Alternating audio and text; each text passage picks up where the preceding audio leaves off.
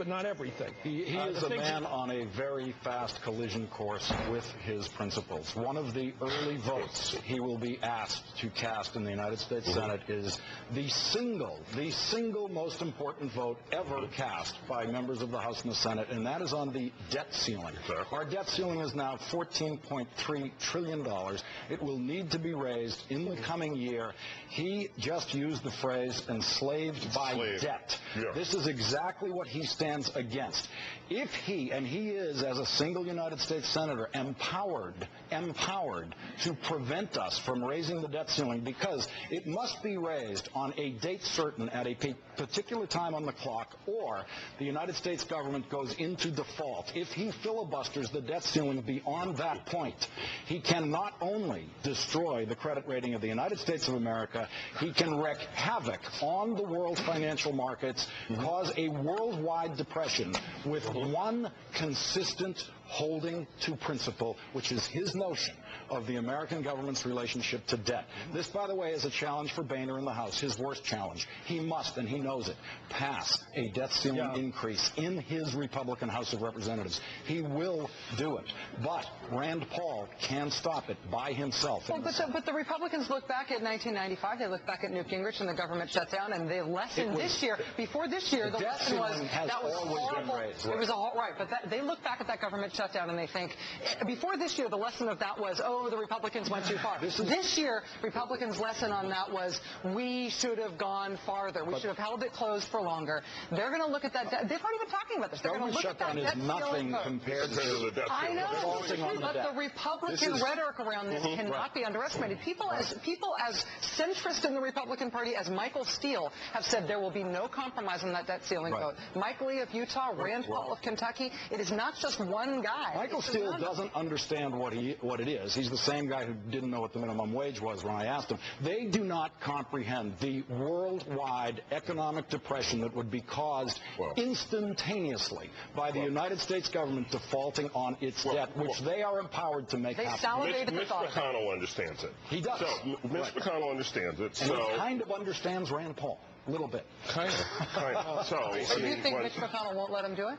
Well, I think he will try his best to find a way to keep him from doing it. And Mitch McConnell is about as good as anybody in the world at the byways and techniques of the Senate. I mean, he's really, really good. Rand Paul can vote against it. You only need 51 votes to pass it. But Rand Paul is empowered to filibuster it.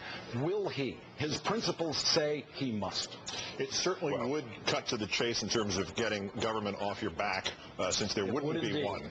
That would simplify things considerably. Not just this government, governments around the world. That's my point. So there, in fact, that's anarchy. I believe there used to be before we threw the word communist out at people that we did not like, we threw the word anarchist out at them in the late 19th century. And you're suggesting that this is what could be on the table if Mr. Paul were, in fact, Senator-elect Paul were to, in fact, take that position. This is a real question. Lawrence is raising this not as I think as hyperbole, but this is an issue that they're really seriously debating on the right. This is the only person I'm aware of who will take the oath of office as a United States Senator who I believe is capable of doing this. There has never been a United States Senator capable. It's not just one. That's the amazing thing. If it were only Rand Paul, he would be the story. The story is what's happened to the Republican Party this year, that there are a number of them. And somebody should ask Jim DeMint shortly if that's going to be his first question. I believe this brings us back to the subject of the universal solvent, because we have now found it.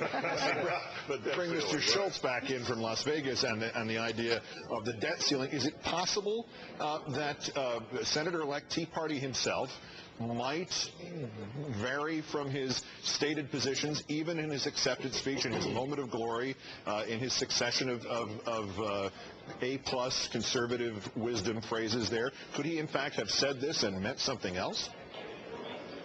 You know, Keith, this is the intrigue. This guy's got a personality that he projects that he's not beholden to anybody. I mean, this guy is now the lead dog in the pack of the Tea Party.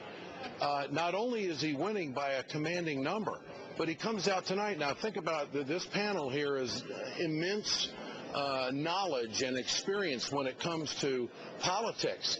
How many of you have seen an acceptance speech like that? I mean, he came out on a roll tonight. He didn't come out saying, gosh, I'm really thankful for the people behind me and all. He came out almost dictating that this is the way it's going to be. And I don't think that this guy's beholden to anybody. I think that he is going to be just as much a problem for the Republicans and even Jim DeMint. Probably Jim DeMint's probably the only guy that's going to be able to go over and throw cold water on this guy. And so this is very interesting. And what Lawrence says is spot on.